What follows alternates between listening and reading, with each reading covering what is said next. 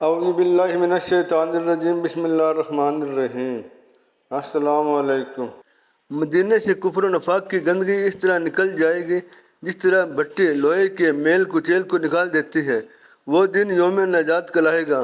حضرت ام شریک بنت ابوبکر رضی اللہ تعالیٰ عنہ نے کہا، اللہ کے رسول، اس وقت اہل عرب کہاں ہوں گے؟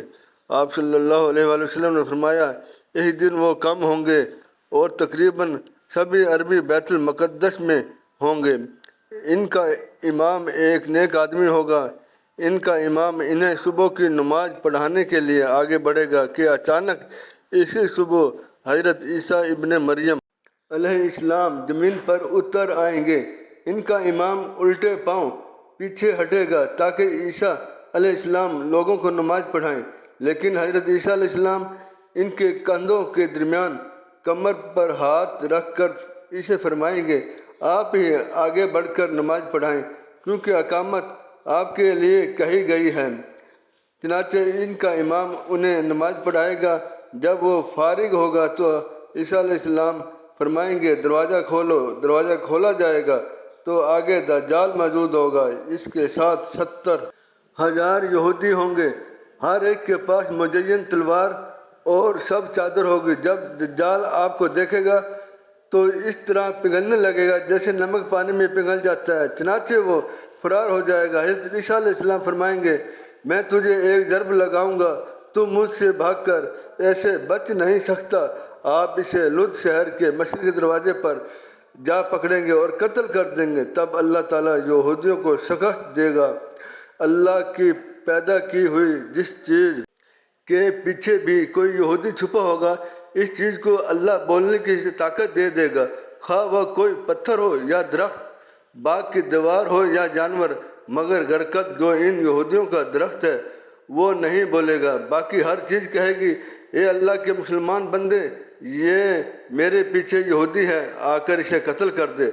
رسول اللہ صلی اللہ علیہ وآلہ وسلم نے فرمایا، اس کی مدت 40 سال ہے، 1 سال 6 ماہ کے برابر ہوگا، 1 سال 1 مہینہ جتنا، 1 سال 1 ہفتے جتنا، اور اس کے آخری دن چنگاری کی طرح ہوں گے۔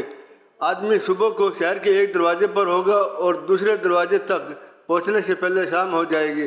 عرض کیا گیا، اے اللہ کے رسول، ہم ان چھوٹے چھوٹے دنوں میں نمازیں کس طرح پڑھیں گے؟ آپ صلی اللہ علیہ وآلہ وسلم نے فرمایا، جس طرح تم طویل دنوں میں اندازے سے نمازیں پڑھتے تھے، اسی طرح ان مختصر دنوں میں بھی وقت کا اندازہ کر کے نمازیں ادا کرنا ہے۔ رسول اللہ صلی اللہ علیہ وآلہ وسلم نے فرمایا، عیسیٰ ابن مریم علیہ السلام میری امت میں انصاف کرنے والے جج، عادل امام ہوں گے۔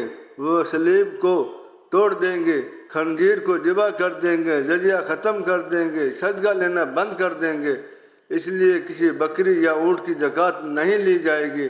آپس کی ناراضگی اور دشمنی ختم ہو جائے گی۔ زہریلے جانوروں کا زہر نہیں رہے گا، حتیٰ کہ بچہ سانپ کے منہ میں ہاتھ ڈال دے گا تو سانپ اسے نقصان نہیں پہنچائے گا، اور بچی شیر کو بھگو دے گی، وہ اسے نقصان نہیں پہنچائے گا۔ بھیڑیا بکریوں میں ایسے ہوگا جیسے ریوڑ کا کتا ہوتا ہے۔ زمین امن سے اس طرح بھر جائے گی جیسے برتن پانی سے بھر جاتا ہے۔ سب لوگ متحد ہوں گے، اللہ کے سوا کسی کی عبادت نہیں کی جائے گی۔ جنگ نابود ہو جائے گی، قریشی حکومت چھن جائے گی، زمین چاندی کے تھال کی طرح ہو جائے گی۔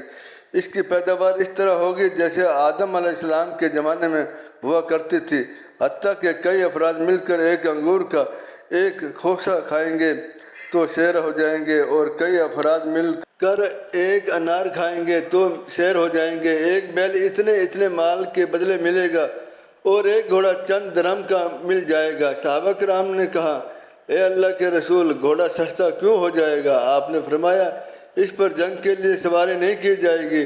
انہوں نے کہا، بیل کیوں مہنگا ہوگا؟ فرمایا، ساری زمین پر کاشتکاری ہوگی، اور دجال کے ظاہر ہونے سے پہلے 3 سخت سال آئیں گے۔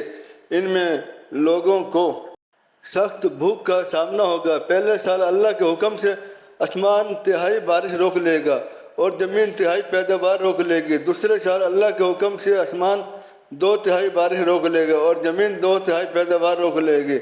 تیسرے سال اللہ کے حکم سے آسمان ساری بارش روک لے گا، ایک قطرہ بھی نہیں برسے گا اور زمین ساری پیداوار روک لے گی۔ کوئی سبزہ نہیں اگے گا، چنانچہ سارے مویشی ہلاک ہو جائیں گے مگر جو اللہ چاہے۔ عرض کیا گیا اس زمانے میں لوگ کس طرح زندہ رہیں گے؟ آپ صلی اللہ علیہ وآلہ وسلم نے فرمایا تحلیل و تکبیر اور تسبیح و تحمید کے ذریعے سے یہ ان کے لیے کھانے کے قائم مقام ہو جائے گی۔